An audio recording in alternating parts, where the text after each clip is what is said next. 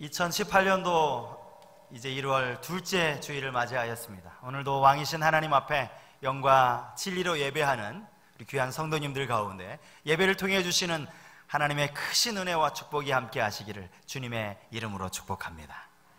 환하게 웃으면서 한번, 웃는 게 중요합니다. 환하게 웃으시면서 한번 인사하겠습니다. 참 잘 오셨습니다. 주님 이름으로 환영합니다.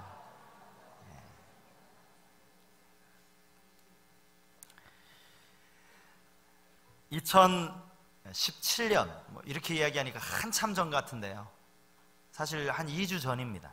2017년 11월 17일에 미국의 수도 워싱턴 DC에 아주 특별한 박물관이 오픈이 되었습니다. 그 소식 여러분 들으셨습니까? 박물관의 이름이 뮤지엄 오브 더 바이블, 성경 박물관입니다. 연방의사당에서 3블록 떨어진 위치라고 해요. 그러니까 말하자면 이 워싱턴, 미국의 수도 워싱턴의 한복판에 세워진 박물관이라는 겁니다. 이미 7년 전부터 건축이 시작되어져서 약 5만 명의 기부자들이 이제 그 기부를 받아서 5억 달러, 우리 돈으로 5,500억 원의 비용을 들여서 지하 2층, 지상 6층으로 지어진 건물, 여러분 사진에 나와 있는 이 건물이 이 성경 박물관입니다. 인터넷에 올라와 있는 이 기사를 제가 보니까요, 이 성경 박물관을 건축하는 기간 내내 이런 문제가 제기가 되었다고 합니다. 이런 질문이 제기가 되었다고 하는 거죠. 왜 성경 박물관을 짓는 거냐? 이거를 왜 짓는 거냐? 짓는 목적이 뭐냐? 혹시 전도하려고 하는 거 아니냐? 기독교인으로 개종시키려고 하는 이 전도용이 아니냐? 미국이 이제 이런 나라가 되어버렸습니다. 성경 박물관 짓겠다는데 이거 전도하려고 짓는 거 아니냐고 그렇게 의문들이 제기가 되었다는 거죠. 그런데 이 박물관의 봉헌식에서 이제 이 건물을 건축하는데 아주 상당히 많은 비용을 기부한 이 하비 라비라는 회사의 사장이 이제 아마 축사를 한 모양입니다. 이분이 이런 이야기를 했다고 합니다. 이 박물관은 모든 사람들이 성경을 접하도록 하는 것이 목적입니다. 성경은 세상을 바꾼 책입니다. 사람들이 박물관에 와서 성경이 얼마나 큰 영향을 줬는지 그 사실들을 알고 성경에 대해 더 알기를 바랍니다. 그러니까 7년 동안 제기되었던 이거 전도하려고 하는 거 아니냐라는 그 의문에 그대로 대답한 거죠. 맞다! 전도하려고 하는 거다. 성경 좀 보고 성경이 어떻게 지어졌는지 성경 이 박물관에 와서 성경을 좀 깨닫게 하기 위해서 지어진 거 맞다라고 이야기를 한 거죠. 그러면서 이분이 한 가지 질문을 던졌다고 해요. 그 질문이 뭔지 아십니까? 그 질문이 이것입니다.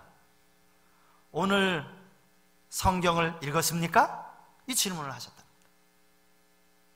그러면서 지금은 스마트폰으로도 얼마든지 성경을 쉽게 다운받아서 들을 수 있으니까 성경을 읽어야 된다고, 성경이 인생을 바꿀 수 있다라고, 아니 성경은 인생을 바꾸는 책이라고 그렇게 이야기를 했다라는 거예요.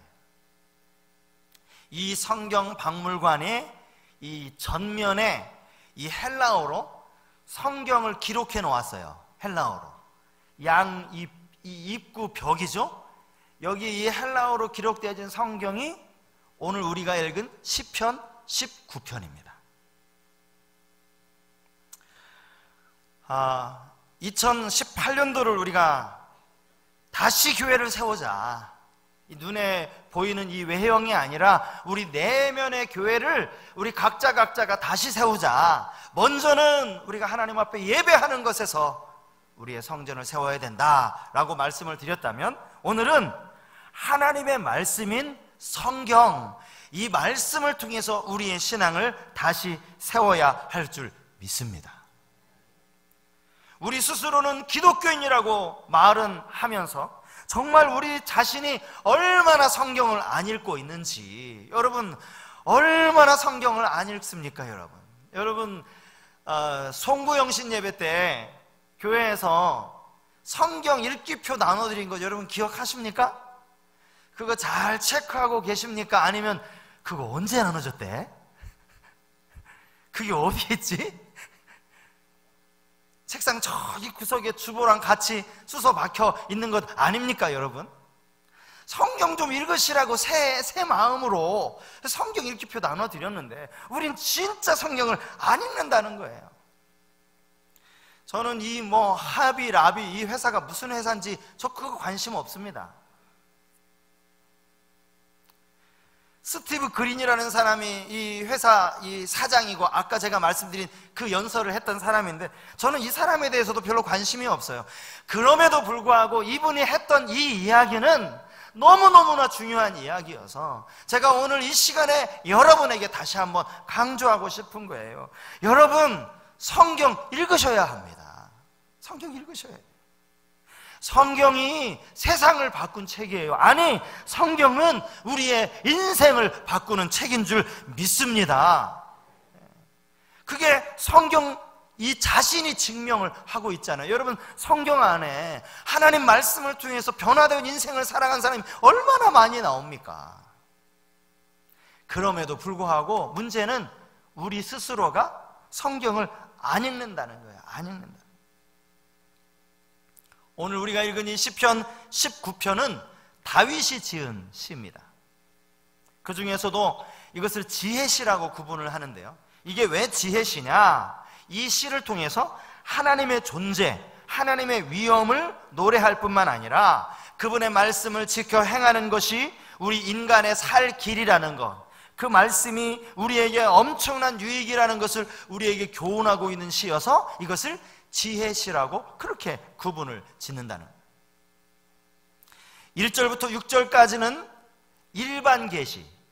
일반 계시라 함은 믿는 자나 믿지 않는 자나 똑같이 내려주시는 은혜, 때를 따라 비를 내려주시고 때를 따라 하나님이 먹을 것들을 주시고 풍성한 과실을 주시고 풍년을 주시고 이 모든 것, 이것이 일반 은총이라고 할 수 있는데요, 하나님이 창조하신 하늘, 궁창, 해, 모든 만물을 통해서 창조주 하나님을 찬양하는 장면이 1절부터 6절까지라면 오늘 우리가 읽은 7절부터 마지막 14절까지는 일반 계시가 아니라 특별 계시.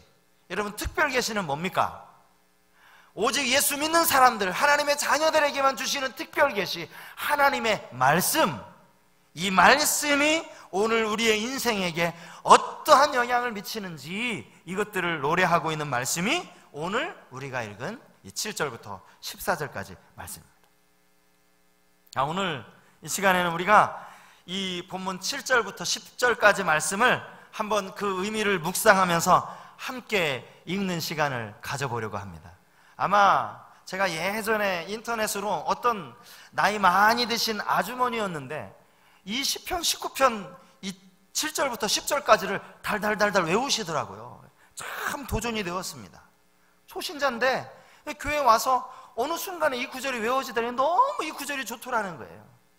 물론 우리 안에도 이 구절을 외우고 계신 분들이 계시겠지만 이 시간에 한번 7절부터 10절까지를 우리 같이, 이게 시잖아요, 시. 시를 한번 다윗의 마음을 음미하면서 한번 읽어봤으면 좋겠습니다. 우리 다 같이 한번 자막을 보시면서 우리 같이 한번 읽도록 하겠습니다. 여호와의 율법은 완전하여 영혼을 소성시키며 여호와의 증거는 확실하여 우둔한 자를 지혜롭게 하며 여호와의 교훈은 정직하여 마음을 기쁘게 하고 여호와의 계명은 순결하여 눈을 밝게 하시도다. 여호와를 경외하는 도는 정결하여 영원까지 이르고 여호와의 법도 진실하여 다 의로우니 금 곧 많은 순금보다 더 사모할 것이며 꿀과 송이 꿀보다 더 달도다. 할렐루야. 제가 고등학교 다닐 때 여러분 국어 시간에 시 공부하잖아요. 시하고 시조를 공부하지 않습니까? 국어 선생님 뭐 국어 과목이니까 그럴 수밖에 없다라는 것은 이해하면서도 이 국어 선생님이 꼭 이 시를 공부할 때는 이 시를 난도질을 합니다. 무슨 이야기인지 아시죠? 시를 단어를 다 분석을 하고 또 뭐 어미를 다 분석을 하고 시제를 다 분석을 해가지고 분석하는 건 좋아요. 근데 얼마나 잘게 쪼개놓는지 잔뜩 쪼개놓는 거예요. 그렇게 해서 시를 공부하고 나면 그 시에 대해서 우리가 지식적으로는 조금 시를 이해할 수는 있어요. 아무래도 뭐 단어 막 분석하고 뭐 시제 분석하고 막 하니까 시는 이 지식적으로는 이해할 수 있을지 몰라도 그 시가 가지고 있는 감성 있잖아요. 그 느낌은 다 죽어버리는 거예요. 그게 좀 저는 아쉬웠어요. 시는 그냥 이렇게 읊으라고 읽는 건데, 그래서 제가 국어 성적이 안 좋았는지 모르죠. 읊으라고 읽는 건데 이걸 막 잔뜩 쪼개니까 이걸 왜 쪼개? 그냥 읽으면 되지. 시인의 마음을 느끼면 되는데.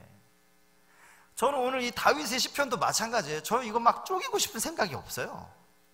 다윗의 이 시를 지었을 때 그 시인으로서의 그 다윗의 마음 있잖아요. 다윗이 어떤 이미지를 가지고 어떤 마음의 감격을 가지고 어떤 감정을 가지고 이 시를 지었을까? 그 시를 음미하는 거예요. 음미. 여러분 그렇게 국어 시간에 열심히 시를 잘 쪼개신 분들 요즘도 서점에 가서 시 그렇게 읽습니까? 아니잖아요. 요즘 누가 서점 가서 시집 꺼내서 읽을 때 이 단어는 무슨 뜻이고 시제는 뭐고 그렇게 읽는 분이 누가 있습니까? 그 시 전체를 느끼면서 읽잖아요. 막 머리로 그리면서 이미지로 그리면서 그렇게 읽잖아요. 그런 마음가짐으로 우리가 이 다윗의 시편을 한번 생각해 보자라는 겁니다. 오늘 뭐 이렇게 막 대지도 없어요. 그러니까 오늘은 막 시도 쪼개지도 않을 거니까 설교가 좀 짧아지겠죠. 자, 하나님의 말씀에 대해서 다윗이 여러 가지로 지금 수식을 하고 있는 걸 볼 수 있어요. 여기 여호와의 율법, 여호와의 증거, 여호와의 교훈, 여호와의 계명, 여호와를 경외하는 도, 여호와의 법, 다 같은 이야기예요. 한마디로 이야기하면 하나님의 말씀을 의미하는 겁니다. 여기에 수식어도 마찬가지입니다. 여호와의 말씀은 완전하다, 확실하다, 정직하다, 순결하다, 정결하다, 진실하다. 이 말을 제가 하나도 안 쪼갠다니까요. 이 말 그대로 통합적으로 보면 이 말의 뜻이 의미하는 게 뭐겠습니까? 하나님의 말씀은 살아있는 진리의 말씀이다. 믿습니까, 여러분? 하나님의 말씀은 변하지 않는 진리의 말씀이라는 거예요. 살아있는 진리의 말씀이라는 거예요. 여러분, 성경 말고 이 세상에 변하지 않는 진리가 또 있습니까? 제가 알았던 상식은요, 시간이 지나면서 다 깨어지고 있습니다. 아주 쉽게 예를 들어서 제가 그 지구과학 시간에 태양을 도는 행성에 대해서 배웠거든요. 태양을 도는 행성이 9개의 행성이 있대요. 수, 금, 지, 화, 목, 토, 천, 해, 명. 여러분 기억하십니까?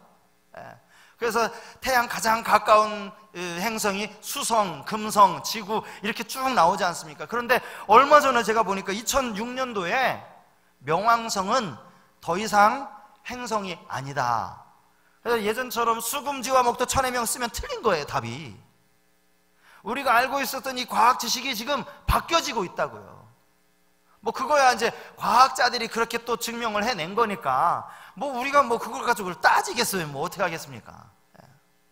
우리가 알고 있었던 상식이 바뀌어지고 있어요. 세상의 지식도 변합니다. 진리라고 믿었던 것들이 비진리가 되기도 합니다. 사람의 가치관도 변해요. 윤리도 변합니다. 윤리. 지금요, 우리가 잃어버려서는 안 된다는 이 윤리가 얼마나 많이 바뀌어지고 있습니까? 다 바뀌어지고 있는 거예요. 오랫동안 선이라고 믿어왔던 것들이 어느 순간에 보면 그게 또 선이 아닌 것이 되어지는 이런 시대를 살아가고 있지 않습니까? 그럼에도 불구하고 여전히 변하지 않는 것이 바로 하나님의 말씀, 진리이신 하나님의 말씀인 줄 믿습니다. 왜 그런 거예요? 말씀드렸죠. 어떤 이론이나 어떤 학설이나 어떤 지식은 다 사람이 연구해서 사람 머리에서 나온 거거든요. 열심히 이 분야에 10년, 20년 연구한 결과로 나타난 그 지식이 사람 머리에서 나온 거예요. 근데 성경은요, 사람 머리에서 나온 게 아니에요. 하나님께서, 어제나 오늘이나 영원하신 하나님께서 당신의 영감으로 사람들에게 말씀하신 거지, 하나님이 지으셨기 때문에, 동일하신 하나님이 이 성경의 저자이기 때문에 성경은 변함이 없는 진리라는 거예요.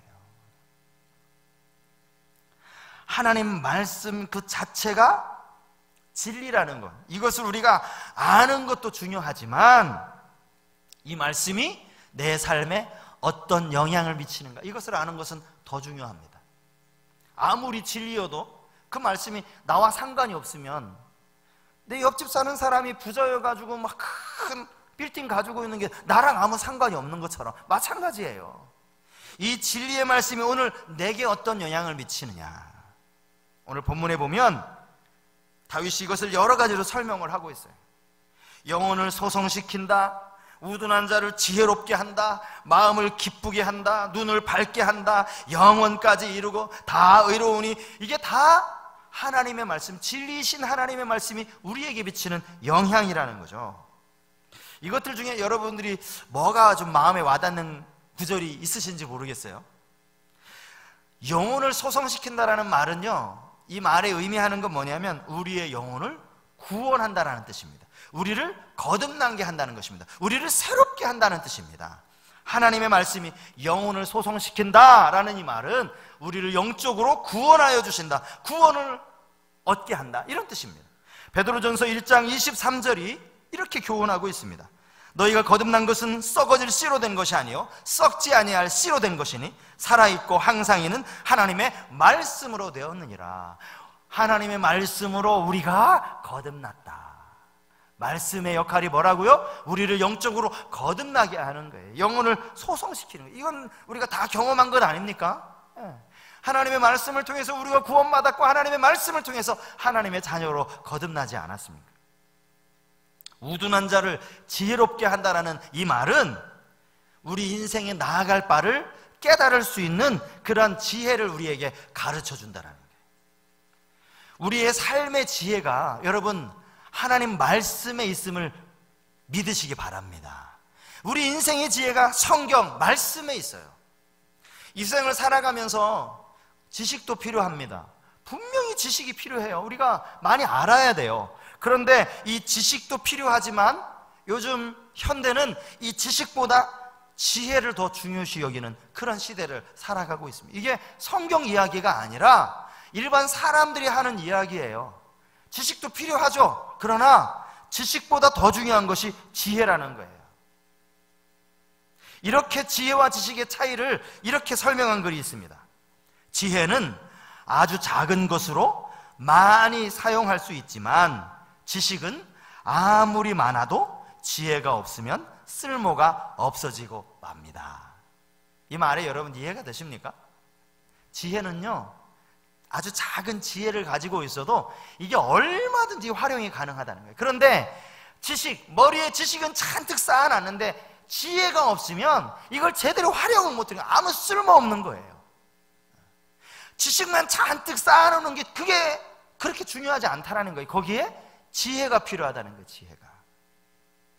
어떤 부모는 이런 말을 했어요. 나의 아이들이 지식을 습득하는 것도 중요하지만 그 지식을 잘 활용할 수 있는 지혜로운 아이로 자라나길 간절히 소망해 봅니다. 우리 자녀를 키우신 우리 모든 부모님들, 오늘 이 엄마처럼, 이 어머님처럼 여러분들도 이런 소원을 가지실 수 있길 바랍니다. 방학했음에도 불구하고 이른 아침부터 막 자는 아이 깨워가지고 막 학원 열심히 뺑뺑이 돌려가지고 머리에 지식은 잔뜩 쌓아졌는지는 몰라도 그게 지혜가 없으면 소용이 없다고요. 지혜로 그 지식을 활용할 수 있는 지혜가 없이 여러분 학원 열심히 다녀가지고 그 수학 공식 알고 영어 단어 아는 게 아무 의미가 없다니까요. 지혜가 있어야지. 지혜의 왕 솔로몬도 역시 지혜의 소중함을 잠언 8장 11절에서 이렇게 교훈하고 있습니다. 대저 지혜는 진주보다 나음으로 원하는 모든 것을 이에 비교할 수 없습니다. 지혜가 진주보다는 나은 거예요. 아유, 진주하고 비교를 합니까, 지혜를? 우리의 인생에 진짜 지혜만큼 중요한 게 없어요. 그런데 성경이 우리 인생을 살아가는 그런 지혜를 우리에게 가르치는 책이라는 거예요. 이 성경이 얼마나 값진 책입니까? 우리의 마음을 기쁘게 한다라는, 여기서 말하는 이 기쁨은 우리의 마음에 주시는 참 만족을 의미합니다. 참 만족. 우리 마음의 진정한 기쁨과 만족을 성경에서, 하나님 말씀에서 찾을 수 있다라는 거예요. 사도행전 8장에 보면 여러분, 여기에 에디오피아 내시가 나옵니다. 이 내시가 예루살렘에서 아마 하나님을 섬기던 사람이었던 것 같아요. 예루살렘에 들렀다가 이제 자기 고향으로 돌아가는데 이 내시의 손에 뭐가 들려 있었어요? 이사야의 글이, 이사야서였던 것 같아요. 이사야의 글이 들려 있는데 아무리 읽어도 이게 무슨 뜻인지를 알지를 못하는 거예요. 읽기는 읽는데 그것을 빌립 집사가 보았습니다. 열심히 막 부지런히 달려가서 그 내시에게 이 말씀이 무슨 뜻인지 이해하느냐고, 그러면서 성경을 가르치기 시작했습니다. 그에게 복음을 들려주기 시작했습니다. 하나님 말씀이 깨달아지도록 그에게 말씀을 가르쳤어요. 그때 어떤 역사가 일어났습니까? 이 에디오피아 내시가 나 지금 세례받았으면 좋겠다, 지금 나 세례받아도 괜찮은 거 아니냐, 그래서 가던 길을 멈추고 물에 내려가서 세례를 받아요. 그리고 나서 사도행전 8장 39절에 보면 이런 표현이 나옵니다. 내시는 기쁘게 길을 갔다. 여러분, 이 기쁨이 어떤 기쁨이겠습니까? 아침에 그냥 막 그 TV에서 그냥 사람 웃기는 프로그램 보고 그냥 깔깔깔 웃고, 그리고 나서 TV 딱 끄고 나면 싹 사라지는 거 아닙니까? 그 기쁨? 웃을 때는 한참 웃었는데 내가 뭐 때문에 웃었는지도 모르고 그냥 살아보지는, 그건 기쁨도 아니죠. 그거는. 이 내시가 여러분 그런 기쁨을 누렸을까요? 아닙니다. 말씀이 깨달아졌을 때, 복음을 알게 됐을 때 그는 기쁘게 자기 고향 에디오피아까지 가면서 흔연히 그 길을 가게 된 줄 믿습니다. 영혼의 기쁨을 누리는 거예요, 하나님의 말씀이. 눈을 밝게 하신다, 이게 뭐겠습니까? 영적인 분별력을 의미하는 거예요. 여러분, 눈이 밝아지면 사물이 분명하게 보이는 것 아닙니까? 이 시대가 얼마나 영적으로 아주 이 악한 것들이 섞여 있는 시대입니까? 여러분, 영적으로 분별하지 않으면, 하나님의 말씀으로 영적으로 분별하지 않으면 우리가 잘못된 교훈에 빠질 수가 있다는 거예요. 하나님의 말씀이 오늘 우리를 이렇게 놀랍도록 인도한다는 것을 성경이 우리에게 교훈하고 있는 겁니다. 한마디로 말하면, 이것을 한마디로 요약을 하면, 이 하나님의 말씀이야말로 온갖 영적인 보물로 가득 차 있는 보물창고인 줄 믿습니다. 보물창고. 덮어놓고 믿는 게 아니라 열어놓고 말씀을 읽을 때 이게 보물창고가 되는 줄 믿습니다. 개그맨 이 조혜련 씨, 여러분 다 아시죠? 조혜련.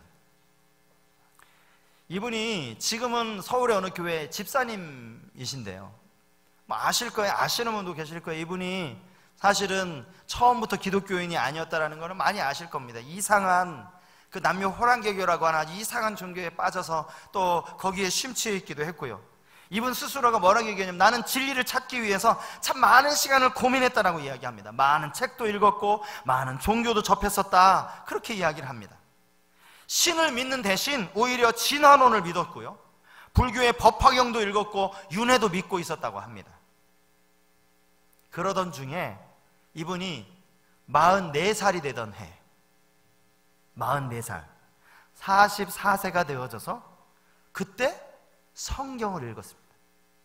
그리고 그 성경을 통해서 그가 하나님을 만나게 됩니다.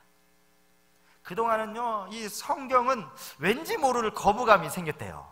성경을 뭐 그동안 전혀 거들떠보지도 않았대요.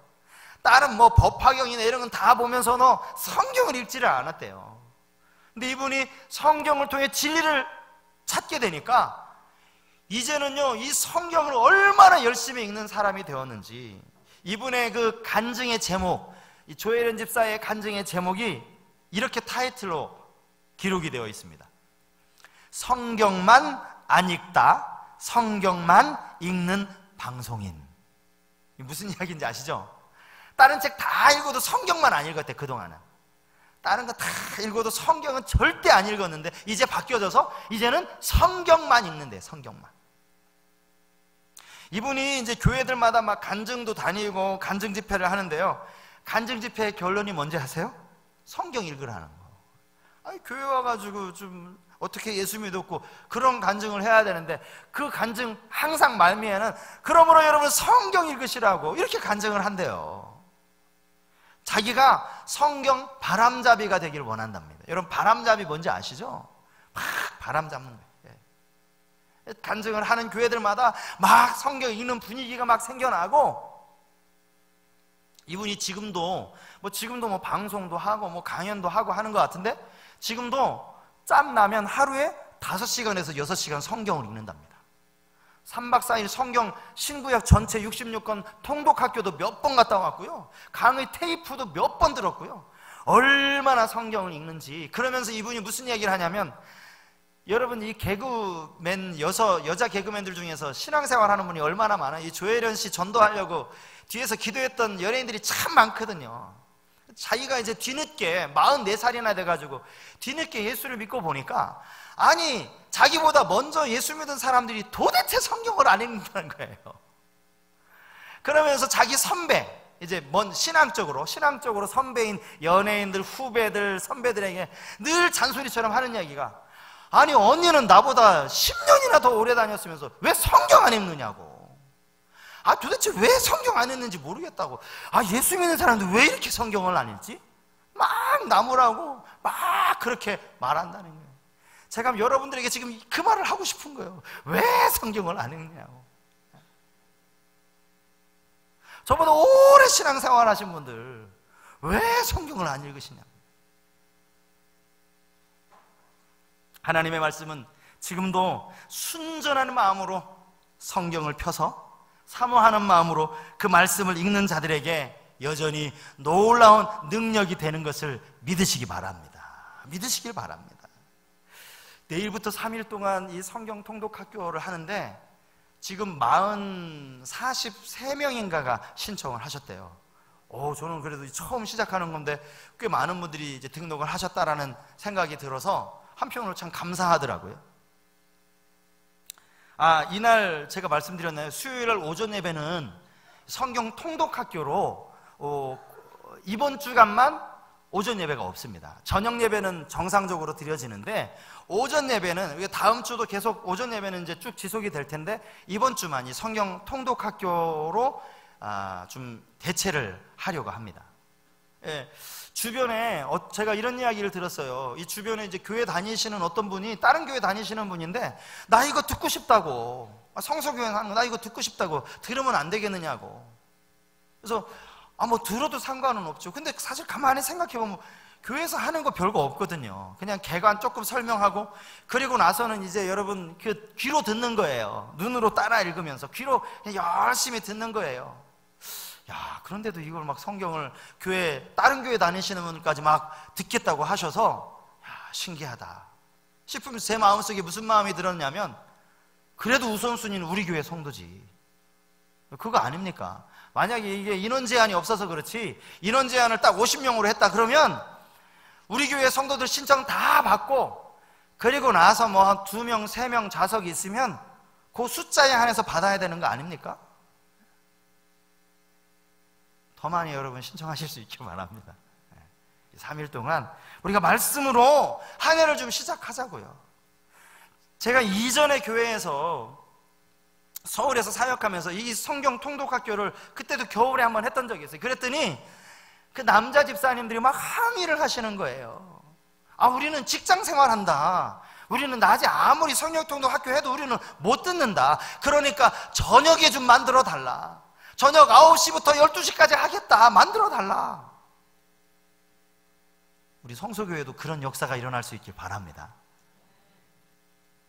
여자분들만 항의하시는 남자분들이 아멘하셔야 되는, 직장 다니시는 분들이. 새해를 시작하면서 우리 안에 이 살아있는 하나님의 말씀, 그 말씀의 능력을 풍성히 경험하는 2018년도 한 해가 되실 수 있기를 주님의 이름으로 축복합니다. 오늘 함께 찬양하기를 원합니다. 전능하신 나의 주 하나님은. 가사를 생각하면서 주님 말씀 의지하여 믿음으로 금을 던져. 가사를 잘 묵상하면서 우리 찬양 부르고 기도하는 시간을 갖겠습니다.